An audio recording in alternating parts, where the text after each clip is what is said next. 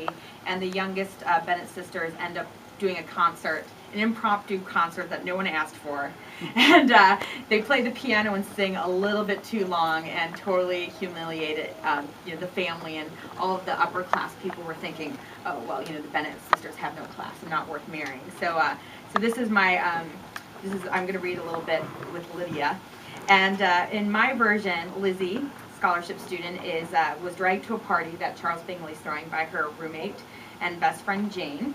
And Jane is so sweet, she invited her freshman sister, Lydia, who causes some problems. So here you go. And then this is where I do my voices, and you'll see with my Lydia voices where I'm like making these weird faces. So I'm hiding myself from the video camera. Okay. Jane! Lydia barreled over to us. I'm having so much fun. Can you believe I'm the only freshman hero like this? Totally has to be a huge mark for my social standing. And can you imagine, what if I get asked to prom too? Lydia screeched so loudly that half the room turned around to glare. Lydia, Jane whispered, please?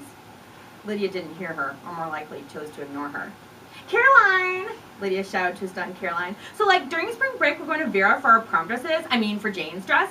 Do you know if a freshman has ever gone to prom ever? Caroline looked at Lydia with even more disgust than she usually reserved for me. No, she said dismissively. Prom is for junior women at Longbourn. While it is tradition for most women to be taken by men from Pemberley, some exceptions are made. She shot a look at me. But any straying from customs is frowned upon. I need to explain, Carolyn's not British. She went to a semester abroad in London, so she's one of those people who spends 3 months in the country and comes back and was like, London was fabulous, I had to take a lift up to my flat and go to the loo. It's like, whatever. Right? So, but straying from customs is frowned upon. Do you want to come with us to Vera's? I will be spending my vacation in Greece, Lydia squealed again. That's so awesome! Carolyn nodded coldly. I wish we were going somewhere, but no. Lydia started sulking. Daddy got millions in his buyout, so the fact we can't go somewhere fabulous like Greece is so unfair. Lydia, Jane stood up and pulled her sister away. Enough. The majority of the students on our side of the room had heard everything Lydia had said.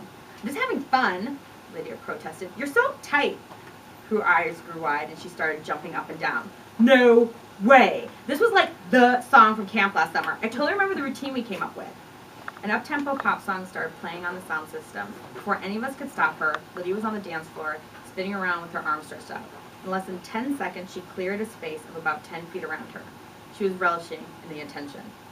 Jane was horrified. Please make her stop. Her voice was nearly inaudible.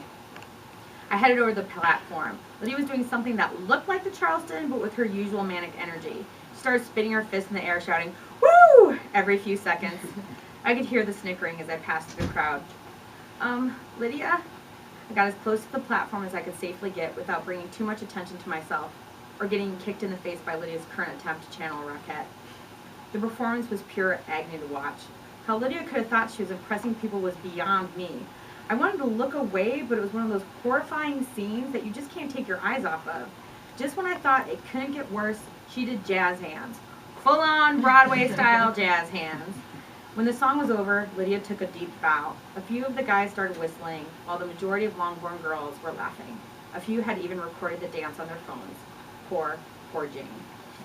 That's my little embarrassment of Elizabeth Bennet.